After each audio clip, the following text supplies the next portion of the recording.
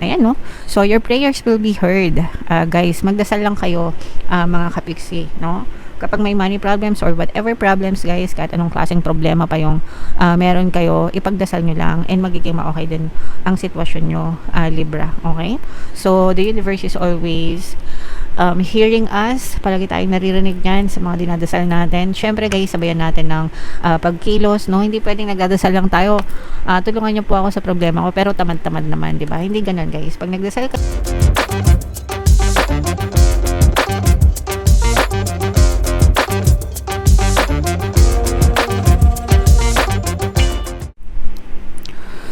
hello guys, hello Libra, welcome back to Pinoy Pixie Tarot. Ang pamagat ng episode natin for tonight is story mo ba to? Ito ay isang timeless reading mga kapixie para sa Libra, Sun, Moon, Rising Sign, and Venus.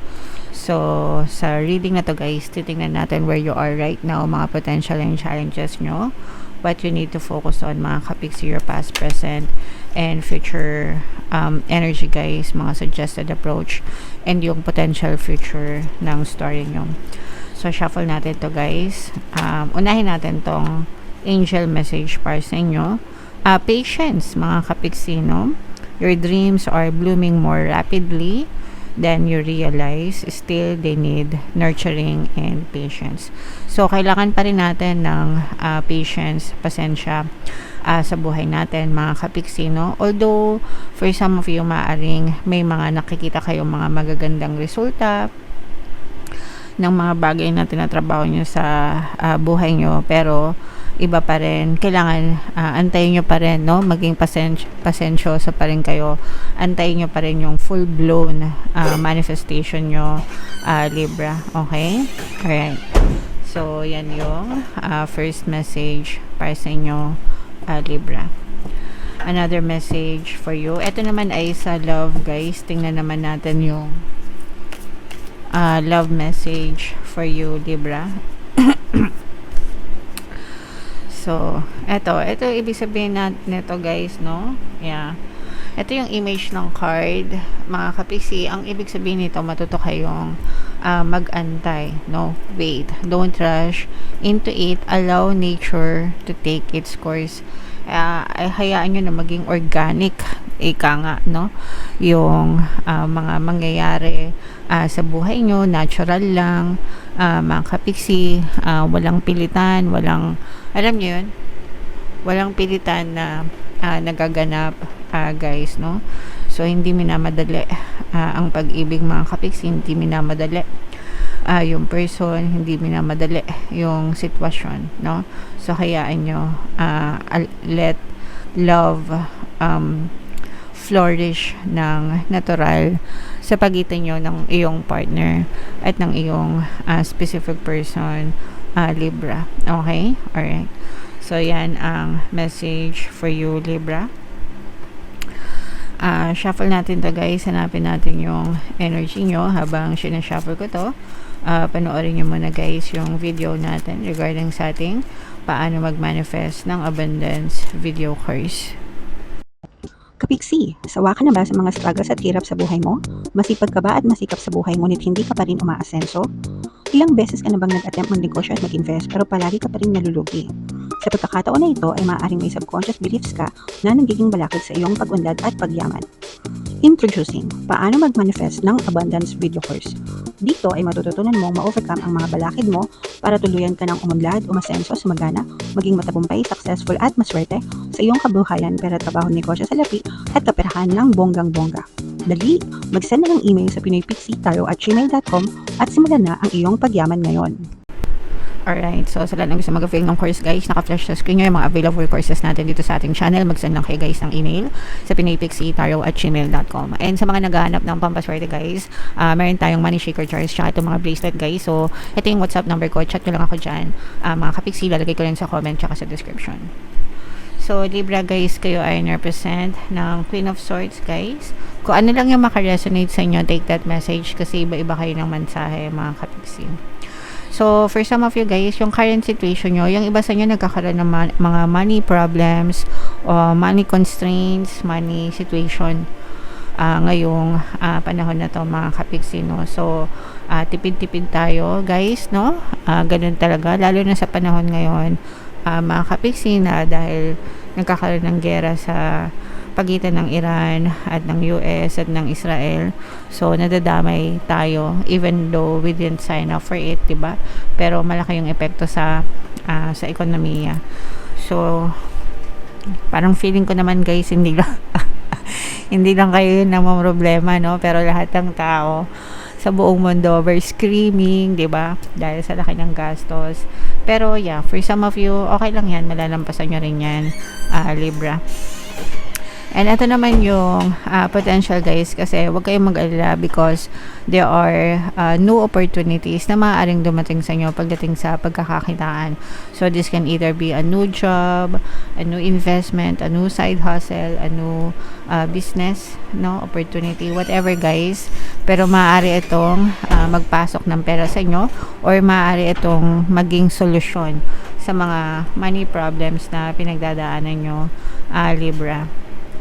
And wag kayong mag-alala guys because marami kayong masasandalan, marami kayong malalapitan guys, lalo na kung gipit-gipit kayo, mga kapiksi. There are a lot of people na willing na mag-extend ng help sa inyo. Pero syempre guys, kailangan tulungan nyo rin yung sarili nyo, no? Dapat talaga na nagsisikap tayo, di ba? And kailangan ayusin din natin yung paggastos natin. Hindi pwede yung kinakapos ka, nangungutang ka, pero kung gumastos ka naman, kala mo tagapagmana ka ng hacienda, diba? So wag ganun, kailangan ilagay din natin sa tamang ayos yung lifestyle natin, kumbaga. Okay? Alright. And masipag naman kayo mga kapiksi, no? Natural yung pagiging masipag nyo sa buhay. And yung mga masisipag na tao guys, pinagpapala yan. So you don't have to worry mga kapiksi, no? Probably nagkakaroon kayo ng mga maling desisyon, kaya kayo nagfa-fail, kaya kayo nagkakaroon ng money problems, but dahil masipag naman kayo mga kapiksi, masusolusyonan nyo din yung mga money problems na yan, Libra. And wag kayo masyadong ma-disappoint. Normal na, of course, siyempre, pag walang pera or may money problems, normal na ma-disappoint tayo. Pero wag tayo masyadong magmukmok, guys. Wag tayo masyadong ma-stress. Kasi the more na nagmumukmok kayo, the more na na-stress kayo sa pera, guys, the more na pinapalala nyo yung mga money problems nyo. So, imbis na magmukmok kayo, guys, be grateful instead sa mga blessings na meron kayo. Kung ano pa yung mga blessings na meron ka, kahit gaano kayo kahirap guys, kahit gaano kalaki ng money problems nyo, meron at meron pa rin kayong blessings sa buhay nyo. So doon kayo mag-focus sa mga blessings na yon, and ipagpasalamat nyo yung mga blessings na yon guys. The more na nagpapasalamat kayo regarding doon sa mga blessings na yon, the more na masusolusyonan yung mga money problems nyo, mai-invite nyo, no, yung magandang daloy ng pera sa buhay nyo, Libra. Ayan, no? So your prayers will be heard, guys. Magdasal lang kayo, mga kapiksi, no? Kapag may money problems or whatever problems guys, kahit anong klaseng problema pa yung meron kayo, ipagdasal nyo lang and magiging ma-okay din ang sitwasyon nyo, Libra. Okay? So the universe is always hearing us. Palagi tayong naririnig yan sa mga dinadasal natin. Syempre guys, sabayan natin ng pagkilos, no? Hindi pwedeng nagdadasal lang tayo, tulungan niyo po ako sa problema ko, pero tamad-tamad naman, di ba? Hindi ganun guys. Pag nagdasal kayo, dapat sinasabay niyo ng pagkilos, pagiging masipag, which is nakikita naman natin na masipag kayo. And of course, yung positibong mental diet, mga kapiksi. Kailangan palaging positive tayo sa buhay natin guys. Okay?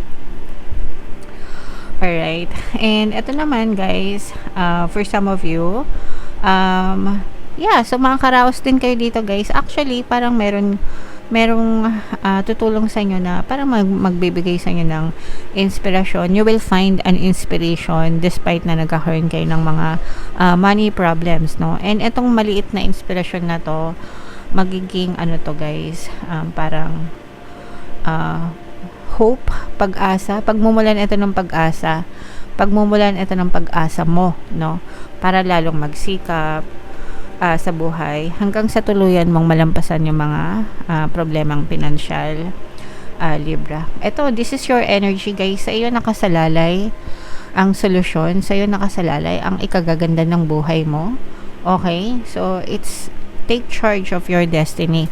Ikaw ang may control niyan, Kapiksi. Kaya importante talaga yung pagiging positibo natin sa buhay, Libra. Okay? Alright?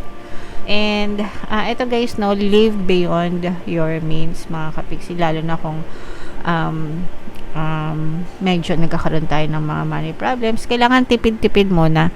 At saka ito guys, parang etong nangyayari sa inyo, parang tinuturuan din kayo ng lesson, mga Kapiksi, na matuto kayo magpakumbaba. Huwag nyong sambahin ang pera. It's okay to have money, guys. It's okay to aim to have a lot of money, pero huwag nyong paigutin sa pera yung buhay nyo, guys. Okay? Huwag natin paigutin sa pera ang buhay natin, mga Kapiksi. And umiwas kayo sa mga toxic guys.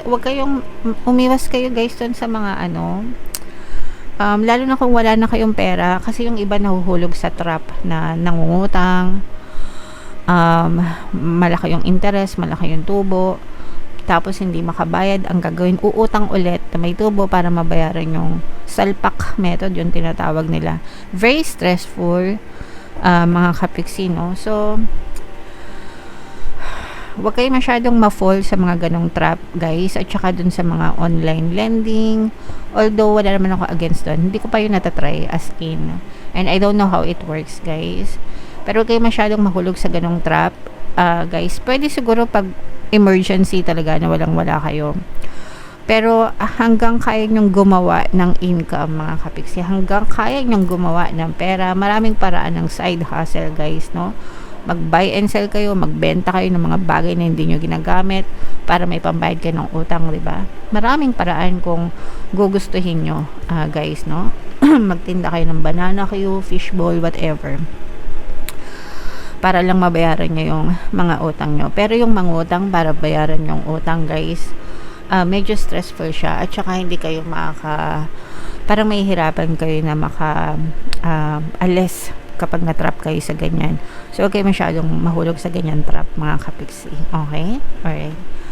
So, yeah. Yan ang message sa inyo, guys. Comment down below. Medyo nega, pero may pag-asa pa rin.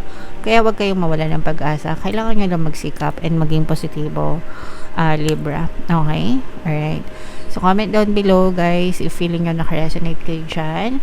For more tarot readings, ito yung playlist nyo. Ito naman yung ating success stories ng paano mag-manifest ng abundance video course. Panoorin nyo itong video natin, guys, about money shaker jars. Thank you for liking, sharing, and subscribing. See you next time, guys. I love you all. Have a nice day. Bye-bye.